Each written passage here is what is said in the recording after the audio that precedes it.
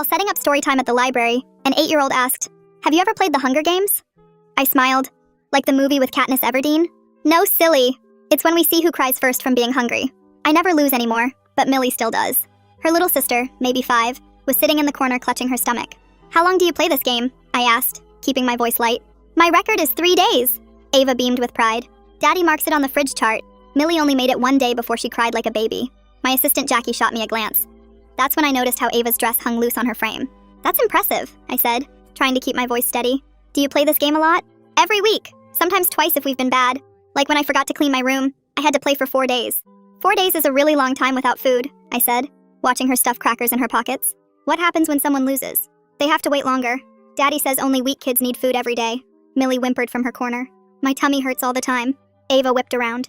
"Shut up, what's wrong with you? You'll lose points. Do you want to wait another week?" My hands stilled on the book I was preparing to read. "That seems like a long time for the game." "Not really. Theo went 9 days once, but then he fainted at school and the nurse got all weird about it. Now he's not allowed to play anymore." She said it with pity for Theo. "Theo's your brother?" "Foster brother. He went to live somewhere else. Daddy said he was too weak for our family." "Ava, when did you eat last?" I asked casually, like we were discussing the weather. She counted on her fingers. "Tuesday. Daddy says I'm getting stronger." It was Saturday. This child hadn't eaten in 4 days and was proud of it. I noticed Millie's hair was thin, patchy in places. Her arms looked like twigs. "And what about breakfast? Or snacks?" I prompted gently. "Oh no, that's cheating. When we play the Hunger Game, it's nothing at all. Not even milk. Water is okay though, Daddy's not mean." The way she said it, like allowing water made him generous, sent ice through my veins. "Well, it's story time, everyone eats," I said firmly, pushing the entire snack tray toward them. "Different rules here." While the other children arrived, I watched Ava carefully portion out food to her sister, whispering, "Eat slow so you don't throw up." My stomach churned. They'd done this before. "Ava," I said quietly during snack time, "does your mommy play the Hunger Game too?" "Sometimes, but she cheats. I caught her eating crackers in the bathroom once. Daddy made her play for a whole week after that. She kept crying and saying she was sorry, but rules are rules." I excused myself to get more supplies and called CPS from my office. "I have 2 children here showing clear signs of systematic starvation," I whispered urgently. "The older one hasn't eaten in 4 days and thinks it's a game." Back in the story room, I sat close to the girls during reading time. Ava leaned against me, and I could feel her ribs through her dress. "Do you play other games at home?" I asked during craft time. "The strong game," Millie piped up. "We stand with our arms up until someone drops them." Ava nodded. "I lasted 2 hours yesterday. Daddy says we're building character." She showed me the underside of her arms. Bruises lined them where blood had pooled. "Sometimes we play the quiet game in the cold shower. If you make noise, you stay longer."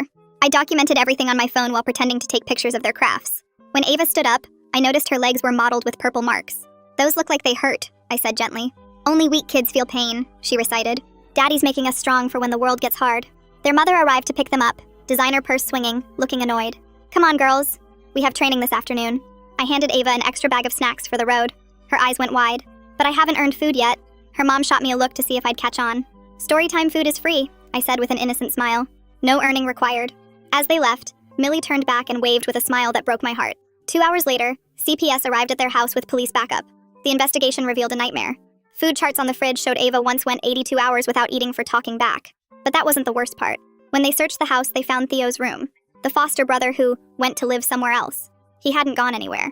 The forensic team was already there when I arrived, carrying clear plastic bags out of what used to be a kid's bedroom. I stood frozen in the front yard watching them work, my legs feeling like they weren't connected to my body anymore. The detective who'd called me walked over and put his hand on my shoulder. "We need you to come to the station tomorrow to give a detailed statement about everything those girls told you." I nodded but couldn't speak because my throat felt like it was closing up. They kept bringing out more bags, each one labeled with numbers and letters I couldn't make sense of. The house looked so normal from the outside, just another suburban home with a neat lawn and flower boxes under the windows. That night I couldn't sleep at all. I kept hearing Ava's voice in my head, so proud when she said Theo was too weak for their family. I got up at 2 in the morning and started writing down everything I could remember from story time. Every word the girls said, every detail about the games, the bruises, the way Millie clutched her stomach. I filled 12 pages of a legal pad, my hand cramping from writing so fast. I knew these details might be the only way to get justice for Theo and those 2 little girls. The next morning I drove to the police station feeling like I was moving through thick mud. Detective Lars Murdoch met me in the lobby and led me to a small room with a recording device on the table. He pressed record and asked me to start from the beginning. I told him about the Hunger Games, how Ava hadn't eaten in 4 days and was proud of it. I described the bruises under her arms from the strong game, the purple marks on her legs. He stopped me several times to ask for more details. "She said Theo lasted 9 days once before he fainted at the school," I told him. Detective Murdoch's jaw tightened, but he kept taking notes. He told me they'd found journals in the father's desk with detailed records of every punishment session. Pages and pages documenting which child failed which challenge and how long they went without food. Some entries went back 3 years. My phone rang that afternoon while I was trying to eat lunch, but mostly just pushing food around my plate. Caroline Quinn from CPS was calling to update me on the girls. They're in emergency foster placement and getting medical care, she said. Her voice sounded tired and sad. She told me Millie was severely malnourished, her body weight 40% below normal for her age. Both girls had old fractures that never healed right, and scars from punishments I didn't even know about. The doctor said it would take months just to get their bodies healthy again, and who knew how long for their minds. The next day, my supervisor Sharon Sutton called me into her office at the library. She closed the door and pulled the blinds shut. "We need to talk about safety protocols," she said. She'd gotten a call from the police warning that the father had connections to extremist groups who might see me as a target for reporting. The library was installing new security cameras that afternoon. We changed all our check-in procedures for children's programs, requiring photo ID and pre-registration. Sharon walked me to my car that night and made sure I got in safely. 2 days later, Detective Murdoch called with news that made my stomach drop. The mother had been caught at the state border with a car full of cash and fake documents.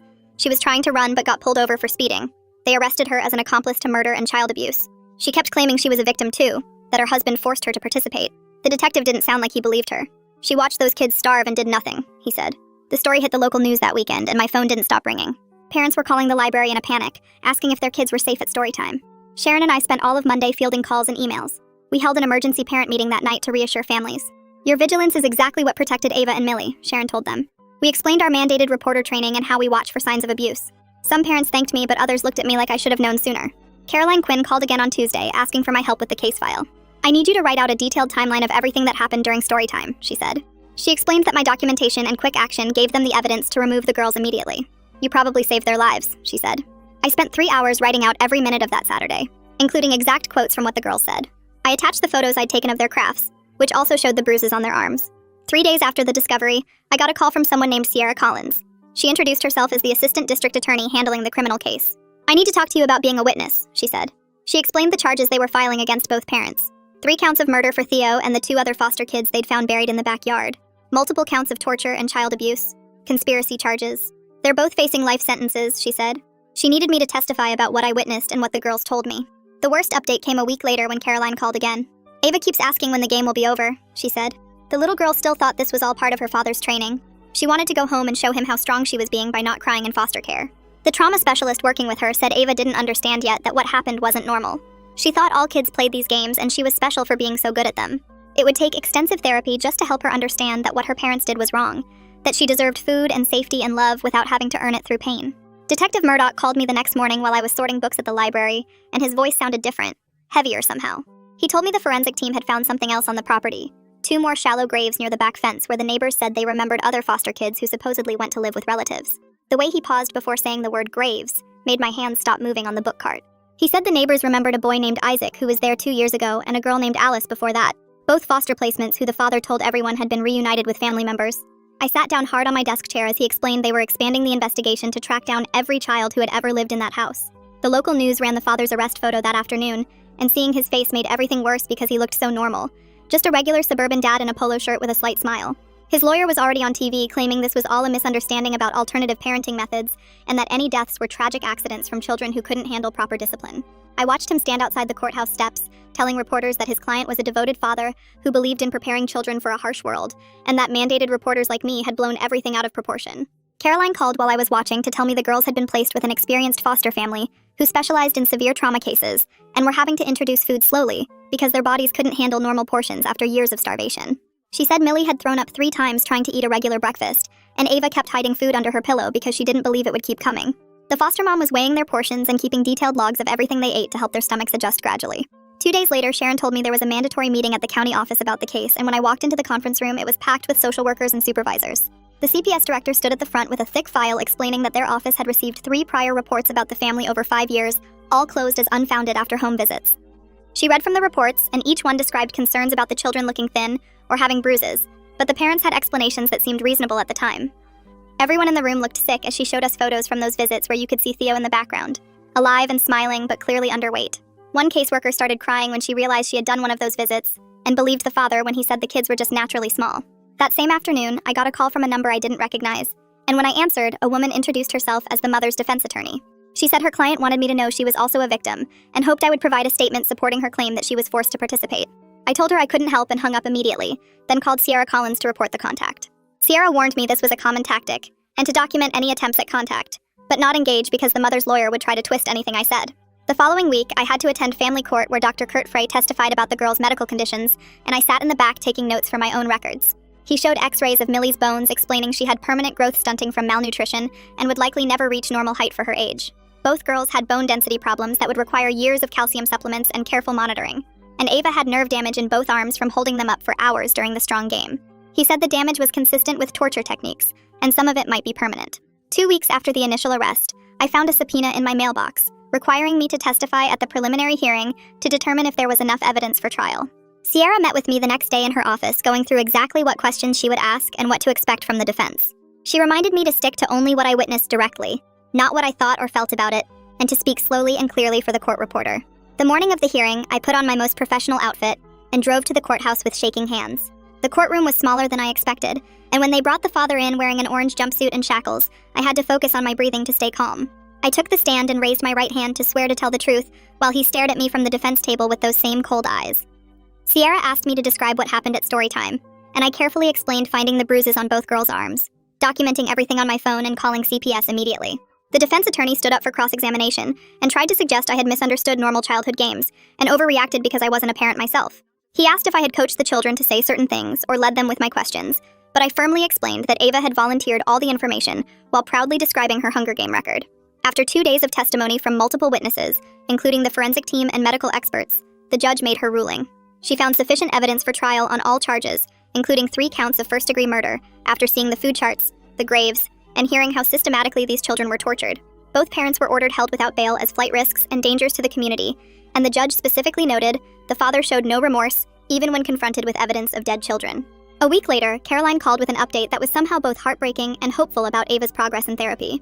She said Ava had finally cried for the first time since being removed from the home when her therapist helped her understand that Theo wasn't coming back, that he hadn't gone to live somewhere else but had died in that house.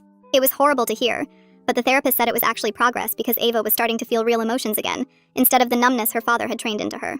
3 days later, Detective Murdoch called me at work to tell me the forensic team had found something else at the house. They discovered small cameras hidden behind air vents in both girls' bedrooms and the basement where the father conducted what he called training sessions. The tech guys recovered hundreds of hours of footage from hard drives hidden in the garage rafters. Murdoch said some of the videos went back 3 years and showed everything from the Hunger Games to kids standing with their arms up for hours, while the father sat in a chair timing them and marking down when they cried or dropped their arms. He said Sierra was reviewing the footage and it would be the strongest evidence at trial, since it showed exactly what happened to those kids without any question. The next morning, my phone rang while I was setting up for Storytime, and it was some producer from Los Angeles saying he wanted to make a documentary about the case and could he interview me about finding the girls. I told him no way and hung up. But he called back 2 more times that day until Sharon helped me write a statement saying the library wouldn't participate in any media that might hurt the girls or turn their pain into entertainment. She sent it to all the major news outlets and posted it on the library website so everyone would know where we stood. That same week, 3 different families contacted the library saying they'd noticed weird things about that family over the years, but never knew what to do about it. One mom said she'd seen Ava at the park looking too thin and asked if she was okay, but Ava just said she was playing a game. Another family said their kid came home from a playdate talking about the Hunger Game, and they thought it was just kids being dramatic. The third family lived next door and said they heard crying sometimes but figured all kids cry and didn't want to be nosy neighbors. Sharon used this as a chance to organize community training sessions at the library about recognizing signs of abuse and how to report concerns without being afraid of being wrong. She brought in experts from CPS and the police department to teach people what to look for, and made it clear that it's better to be wrong than to let a kid suffer. Meanwhile, the mother's lawyer had ordered a full psychological evaluation, which came back showing she had severe PTSD from her own childhood and something called dependent personality disorder that made her unable to stand up to her husband. The report said she'd been abused as a kid too, and basically picked a husband who continued the pattern. Her lawyer tried to use this to get her a separate trial, saying she was a victim too, but the judge said no, because she still chose to starve children and watch them die regardless of her mental health issues. The prosecution argued that lots of people have PTSD and don't murder kids, so it wasn't an excuse.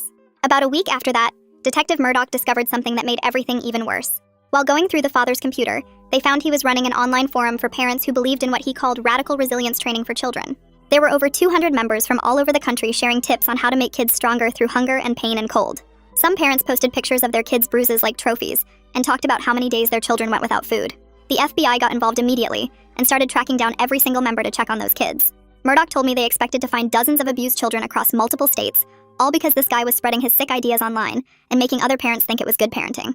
A month after the girls were removed from the home, Caroline called with an update that made me cry at my desk. She said Millie had just spoken her first full sentence in foster care when her foster mom asked what she wanted for breakfast, and Millie said, "I like eating breakfast every day." The foster mom had been keeping a journal of the girls' progress and sent updates through Caroline, who shared them with me when she could. She said both girls were gaining weight slowly and starting to look less scared all the time, though they still had nightmares and would hide food in their rooms. I had to walk to the bathroom and shut the door, so nobody would see me crying about a little girl being happy about breakfast. The legal stuff kept moving forward, and the father fired his first lawyer, saying the guy wasn't fighting hard enough for his rights.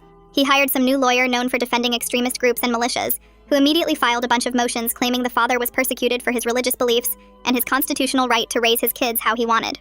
The motions said the government was attacking traditional parenting, and that parents should be free to discipline children without interference. The judge threw out every single motion, saying that murder and torture aren't protected by any constitutional right, and that religious freedom doesn't include killing children. 2 days later, Sharon called me into her office and said the police had warned her that some group supporting the father might show up at the library to protest during Storytime. Apparently, the new lawyer was trying to drum up support online, talking about parental rights and government overreach. Sharon had already coordinated with the police to have extra patrols during our children's programs and set up a safety plan where we could lock down the children's section if needed. She also arranged for parents to sign kids in and out so we'd know exactly who was in the building. We ended up not having any real problems, just a couple people with signs out front that the police moved along. Sierra kept building her case and called me one afternoon to say she had enough evidence for multiple life sentences between the videos and the bodies and all the documentation. She was particularly focused on getting justice for Theo and the 2 other foster kids they found buried in the backyard, who never even got reported missing because the system lost track of them. She said the father kept detailed notes about each child, including when they died and what killed them, which was usually starvation or injuries from the training. Around the same time, the girls got a guardian ad litem named Allison Cooper, whose job was to represent their interests in court. She came to the library to meet me and get copies of all my documentation from that first day. She was putting together a petition for permanent termination of parental rights, using my initial report and testimony as evidence that both parents posed an ongoing danger to the children, even from prison. 2 months passed before Caroline called with an update that made me grab my desk for support. She told me Ava was eating regular meals now without hiding food in her pockets or under her bed. The foster mom sent daily reports about how Ava still asked permission before taking food from the fridge. She'd stand there waiting for someone to tell her she'd earned it. The foster family kept telling her food was always allowed, but old habits die hard. Caroline said Ava still counted bites sometimes and got anxious if she ate too fast. The next week, I got home from work to find a thick envelope shoved under my door with no return address. Inside was a letter written in tiny, cramped handwriting filled with Bible verses about sparing the rod and spoiling the child. The father had gotten someone on the outside to deliver it, going on for pages about how I'd destroyed his family. He quoted Proverbs and talked about discipline being love and how weak children grow into weak adults. I drove straight to the police station and handed it over to Detective Murdoch, who said they'd track down whoever delivered it. Within days, the father lost his phone and mail privileges after they traced the letter to another inmate's girlfriend. The pretrial motions started the following month, and Kiara warned me some of the evidence would be hard to watch. She wasn't kidding, because when they played the hidden camera footage in the judge's chambers, 2 bailiffs had to leave the room. Sierra told me later that even the defense attorney looked sick watching those videos. The judge watched maybe 20 minutes before ruling they were admissible as evidence. You could see everything on those tapes, kids standing with their arms up for hours until they collapsed. You could see the father marking time on his phone while Theo begged for water. The worst part was how calm the parents looked while their kids suffered right in front of them.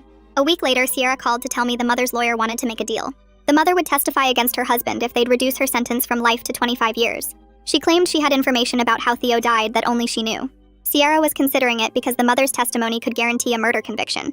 The mother apparently kept her own notes about the punishments and could provide details the cameras didn't catch. Meanwhile, I started going to a support group for mandated reporters who'd been involved in severe abuse cases. The counselor running it said we all carried trauma from what we'd witnessed and reported. There were teachers and nurses and social workers all dealing with nightmares about the kids they'd tried to help. One teacher talked about finding cigarette burns on a student, and another found a kid living in a dog crate. Hearing their stories helped me realize I wasn't alone in feeling haunted by what those girls went through. Caroline called again with updates about the girls' therapy sessions, which happened 3 times a week now. Ava had stopped talking about the Hunger Games with pride and started understanding they were actually torture. But she still struggled with the idea that her father had been wrong because he'd convinced her everything was training. Millie was making faster progress and had started playing with other kids at the school without being afraid. The therapist said Millie might recover more fully because she was younger when it started. Around the same time, Detective Murdoch told me the FBI had shut down the father's online group after finding dozens of families using his methods. They'd found spreadsheets with punishment schedules and starvation charts being shared between parents across the country. 43 kids got removed from homes in 12 different states because of that investigation. Some parents had been starving their kids for weeks using the father's exact system. 3 months after that first Saturday when I'd called CPS, jury selection finally began for the trial. Sierra spent hours questioning potential jurors about whether they could handle hearing about child torture and murder. She had to excuse dozens of people who said they couldn't be impartial after learning kids had been starved to death. Some people broke down crying just during the initial questioning about the charges. The process took 2 weeks because they needed people strong enough to see the evidence but human enough to understand its horror. That's when the mother officially flipped and agreed to testify against her husband for a plea deal. She told prosecutors that Theo had lasted 12 days without food before his organs started shutting down. She described how they'd made him drink salt water to make him throw up when he snuck food. She admitted to holding him down while her husband beat him for crying from hunger. She gave them dates and times and details about how they'd buried him in the backyard at night. She also confirmed the other 2 bodies were foster kids who'd died the same way. With the trial starting soon, Sierra scheduled me to testify on day 3 and walked me through everything again. She showed me where I'd sit and explained how the defense would try to make me look like an overzealous busybody. She reminded me to stick to exactly what I saw and heard without adding opinions or conclusions. The defense attorney would probably suggest I'd misunderstood innocent games or blown things out of proportion. She told me to stay calm no matter what they said, and just tell the truth about that Saturday morning. The morning of the trial came faster than I expected. I sat in the witness waiting room with my hands folded, watching other people come and go, while Sierra stood in the courtroom laying out what happened to those kids. Through the door, I could hear her voice carrying as she showed the jury those food charts from the fridge. She explained how Ava went 82 hours without eating, and how Theo and 2 other foster kids died from the same torture. The bailiff came to get me after lunch on the 3rd day. Walking into that courtroom felt like stepping into a nightmare where everything was too bright and too quiet. The father sat at the defense table in a gray suit, watching me with empty eyes while I raised my right hand and swore to tell the truth. I settled into the witness chair and looked at Sierra, who gave me a small nod before starting her questions. She asked me to describe that Saturday morning at Storytime, so I told them everything. How Ava bragged about not eating for 3 days. How Millie sat in the corner holding her stomach. How they talked about the Hunger Games like it was normal. I described finding the bruises under Ava's arms from the strong game and the purple marks on her legs. The jury watched me carefully while I explained how Ava said Theo went 9 days without food before he fainted at the school. Several jurors looked sick when I told them about Millie's patchy hair and stick arms. I kept my voice steady, even though my hands shook as I described Ava teaching her sister to eat slow so she wouldn't throw up. The defense attorney stood up for cross-examination with a fake smile that made my skin crawl. He suggested I misunderstood what the girls said, that maybe they were playing pretend or exaggerating like kids do. I told him Ava counted on her fingers to show me she hadn't eaten since Tuesday and it was Saturday. He asked if I coached them to say things about Hunger Games, if maybe I put ideas in their heads. I explained that Ava volunteered everything while proudly describing her record, that I never suggested anything about starvation or games. He tried to make it sound like I overreacted to normal childhood stories, but I stuck to exactly what I saw and heard. The mother took the stand 2 days later wearing an orange jumpsuit and looking smaller than I remembered. She described how it started with normal punishments like timeouts, but her husband kept pushing for more. She admitted holding Theo down while he was beaten for crying from hunger. She told them about the salt water they made him drink when he snuck food. Her voice broke when she described watching him get weaker over 12 days until his organs shut down. She said she was scared her husband would kill her too if she tried to stop him.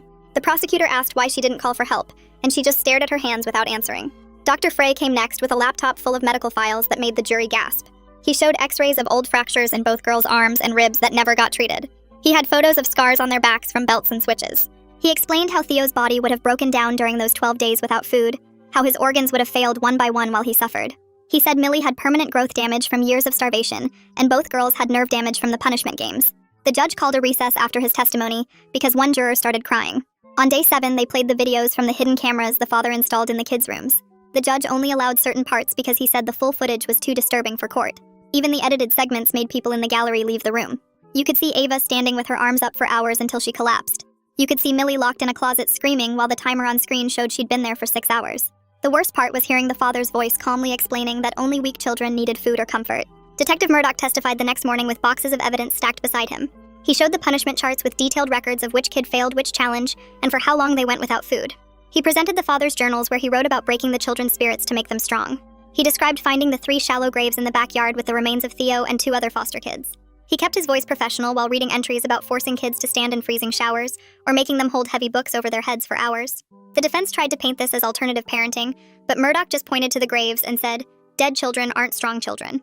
The defense called 3 character witnesses who talked about what a good neighbor and church member the father was. They said he helped with community projects and always seemed devoted to his family. But when Sierra cross-examined them, each one admitted they'd never been inside the house or seen how he actually treated the kids. One woman said she thought it was strange the children were so thin, but assumed they had health problems. Another man said the father talked about making kids tough, but he thought it was just strict parenting. None of them knew about the games or the charts or the foster kids who disappeared. The foster mom testified last, describing how the girls were doing after 10 months in her care. She said they still hoarded food in their rooms and had panic attacks during bath time. She described finding Ava doing the strong game by herself because she didn't know how else to deal with stress. She told them about Millie's nightmares where she screamed for Theo and begged not to play anymore. She explained how both girls needed therapy 3 times a week and might never fully trust adults again. She said Ava still sometimes asked if she was being weak when she cried. The foster mom's voice stayed calm, but tears ran down her face while she talked about teaching them that food wasn't a reward and love wasn't supposed to hurt. The next morning, the father stood up from the defense table and walked to the witness stand, even though his lawyer was shaking his head and trying to get him to sit back down. He put his hand on the Bible and swore to tell the truth with this calm look on his face like he was about to give a presentation at work. He started talking about how society was getting weaker and kids these days couldn't handle anything hard, and how he was just preparing his children for when everything collapsed. He said the government would fail someday, and only strong people would survive, and weak kids would die anyway, so he was doing them a favor by making them tough now. The jury members kept looking at each other while he explained his training methods like they were totally normal and reasonable. He said Theo failed the program because he wasn't mentally strong enough, and that's just natural selection working the way it's supposed to. One juror put her hand over her mouth when he said that. He kept going about how Ava was his success story, because she could go days without food and never complained, and that made her ready for anything life would throw at her. He said I was part of the problem because I gave the girls food they didn't earn, and that's why America was falling apart. His lawyer kept trying to object to his own client's testimony, but the judge let him keep talking because he was burying himself with every word. When Sierra asked him if he felt bad about Theo dying, he said no, because weak bloodlines need to end for humanity to get stronger. 2 days later, Sierra stood up for closing arguments and walked the jury through everything step by step. She held up the food charts and showed them the entries where kids went days without eating for things like not making their beds perfect or talking too loud. She reminded them about the videos of Ava standing with her arms up until she collapsed, and Millie locked in the closet screaming. She talked about how I called CPS that Saturday, and if I hadn't, both girls would probably be dead now too. She showed pictures of Theo and the 2 other foster kids who died, and asked the jury to imagine their last days slowly starving while begging for food. She pointed at the father and called him exactly what he was, a child killer who tortured kids and felt proud of it. She reminded them that 3 children were dead, and 2 barely survived because of his sick games. The defense lawyer got up next and tried one more time to make this seem like something other than murder. He said the father went too far with discipline, but never meant to actually kill anyone. He asked for manslaughter charges instead, because there wasn't specific intent to cause death, just a parenting philosophy that got out of control. He said the father truly believed he was helping these children, and that belief, even though wrong, meant this wasn't first-degree murder. The jury left to deliberate and we all waited. I sat in the hallway checking my phone every few minutes while Caroline texted me updates from the CPS office. People brought coffee and sandwiches, but nobody really ate much. 3 days went by with the jury asking for evidence to review and clarifications on legal definitions. On the 3rd afternoon, the bailiff came out and said they had a verdict. Everyone rushed back into the courtroom and the air felt heavy while we waited for the jury to file in. The judge asked if they'd reached a verdict, and the foreman stood up with a paper in his shaking hand. Guilty on all counts, including 3 counts of first-degree murder. The father didn't move or react at all, just stared straight ahead like he was somewhere else. The mother started sobbing so loud the judge had to call for order. 2 weeks went by before sentencing, and Sierra asked if I wanted to give a victim impact statement. I spent days writing and rewriting what I wanted to say. When the day came, I stood at the podium with my hands trembling and looked at the judge. I told him about that Saturday at Storytime and how proud Ava was of not eating for 4 days. I talked about how this case haunted everyone who learned about it, and how those images would never leave my mind. I said Ava and Millie would need therapy and support for the rest of their lives because of what they went through. I asked the judge to think about Theo and the other kids who died alone and hungry and scared. The judge looked at the father for a long time before speaking. He called him a monster who tortured innocent children and tried to dress it up as making them strong. He said the father showed no remorse even after watching videos of dying children begging for food. He said this was the worst child abuse case he'd seen in 30 years on the bench. He sentenced the father to life in prison without the possibility of parole. The father finally showed some emotion then, his jaw tightening as the reality hit him. The mother got called up next and stood there shaking while the judge talked about her plea deal. He said her cooperation was the only reason she wasn't getting life too. He gave her 25 years with the possibility of parole and 15 if she completed psychological treatment programs. He said she chose her husband over her children and would have to live with that forever. 6 months after that first story time, Caroline called me with an update about the girls. She said they were doing better with their foster family who wanted to adopt them. Both girls were gaining weight steadily and going to the school every day like normal kids. They still had bad days and nightmares, but the good days were getting more common. She said Millie laughed for the first time last week when their foster dad made silly faces at dinner. Ava was learning to be a kid instead of a survivor. Around that time, Sharon called a meeting with all the library staff about creating a new training program. We spent weeks putting together materials about recognizing abuse using everything we learned from this case. We made handouts about warning signs and what questions to ask and when to call CPS. We also started a fund for books and educational materials for kids recovering from trauma. The board approved it right away, and other libraries in the state started asking for our training materials. One afternoon, I got a call from Caroline saying there was a letter for me that came through official channels. It was from Ava, written in careful handwriting on notebook paper. She thanked me for the snacks that day at Storytime, and said she understood now that she was hungry, and I helped her. She wrote that she knows the games weren't normal, and she and Millie deserve food every day just like other kids. She said her new parents tell her she's brave and strong without having to prove it by not eating. At the bottom, she drew a picture of her and Millie at a table full of food, both of them smiling. 8 months after that terrible Saturday, Caroline called me at the library to tell me the adoption was going through court that week. The foster parents had filed all the paperwork, and both girls wanted to make it official, even picking out new last names together at the kitchen table one night. I couldn't attend since the judge kept it closed to protect the girls' privacy, but Caroline texted me afterwards that both of them actually smiled in the courtroom when the judge signed the papers. She said it was the first real smile she'd seen from either girl since the case started, not the scared kind they used to do when they thought adults wanted them to look happy. The foster mom had brought cupcakes to celebrate, and Millie ate too without asking permission first. which Caroline said showed real progress in feeling safe. Detective Murdoch called me the next week with news that made my hands shake. The FBI had finished their investigation into the father's online group and found 43 children across 12 states living under similar torture disguised as training. Some parents had printed out his exact starvation charts and punishment schedules, following them like instruction manuals for creating strong kids. The agents found kids as young as 3 who hadn't eaten in days, standing in corners with their arms up for hours, taking ice-cold showers as punishment for crying. One family in Idaho had buried their foster son in the backyard just like Theo, using the father's posts about dealing with weak children who couldn't handle the training. Murdoch said they arrested 28 parents and removed all the kids to safety, though some were in such bad shape they went straight to hospitals for feeding tubes and emergency care. The case files from all these families helped prosecutors in other states build stronger cases, and Murdoch said our original case had saved more kids than we'd ever know. About a year after everything started, I got a call from someone at the state capitol about new legislation they were pushing through. They wanted to name it Theo's Law and needed my testimony about how the system had failed him and the other kids who died.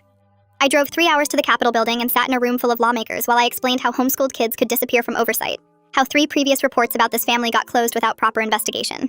The law would require deeper investigation of any abuse reports involving homeschooled children, mandatory home visits instead of just phone calls and cross-checking with medical records to catch patterns of injuries. It passed unanimously 2 months later, with Theo's name attached to protect other kids from falling through the same cracks. Back at the library, I kept running Storytime every Saturday, but everything felt different now. I made sure we always had plenty of snacks, and I'd casually mention that food was something every kid deserved every single day, not something you had to earn or win. When new kids showed up, I watched for loose clothes, thin arms, bruises in strange places, that weird pride about being hungry that Ava had shown. I put up posters about children's rights and made sure kids knew they could talk to me if any adult was hurting them. Sharon helped me create little cards kids could take home that listed warning signs of abuse on one side and help numbers on the other, disguised as bookmarks so parents wouldn't get suspicious. We started doing special programs about feelings and bodies, teaching kids that pain wasn't normal, and adults who hurt children were doing something wrong, not making them strong. Caroline sent me updates every few months about the girls' progress. After a year with their adoptive family, both girls were doing regular kid things like joining soccer teams and having sleepovers with friends. Ava had started helping at a local shelter, talking to other kids who'd been through bad stuff and showing them it could get better. She was in therapy twice a week and learning that strength meant asking for help when you needed it, not suffering alone in silence. Millie was catching up in the school, her reading improving now that she could concentrate without hunger pains, and she'd even performed in the school talent show doing a dance routine. Caroline said both girls still had bad days, nightmares and panic attacks, but the good days kept getting more common, and the bad days kept getting shorter. 2 years into her sentence, I heard through Murdoch that the mother had died in prison. The medical examiner found evidence of years of untreated injuries and malnutrition, suggesting she'd been another victim of the father's abuse long before the kids came along. Other inmates had apparently found out what she'd done to kids and made her life hell, but the official cause was complications from internal damage that had never properly healed. It reminded everyone that she'd been trapped in that house too, choosing between her own survival and protecting the children, though she'd made the wrong choice every single time. 3 years after that first story time, Caroline forwarded me an email from Millie's teacher about a creative writing contest she'd won at the school. Millie had written a story about 2 sisters who got saved by a brave librarian who noticed they were hungry and called for help. She'd changed all the names and details for privacy, but the teacher wanted Caroline to know how beautifully Millie had captured the feeling of being seen and saved by someone who cared enough to act. The teacher said Millie read it to the whole school at assembly and didn't cry once, standing tall and proud while she shared her story of survival. When Ava hit her teenage years, she started speaking at child welfare conferences about recognizing abuse. Caroline sent me a video of one talk where Ava stood in front of 200 social workers and described the Hunger Games, the charts on the fridge, how she'd been programmed to be proud of suffering. She told them to watch for kids who brag about not needing things, who show off their endurance of pain, who think abuse is normal because it's all they've known. At the end, she looked right at the camera and said, "A librarian saved her life by noticing something was wrong and refusing to ignore it," though she knew I'd say she saved herself by being brave enough to talk about the games that day. The library board approved Sharon's proposal for annual training for all youth program staff, using our case as the main teaching example.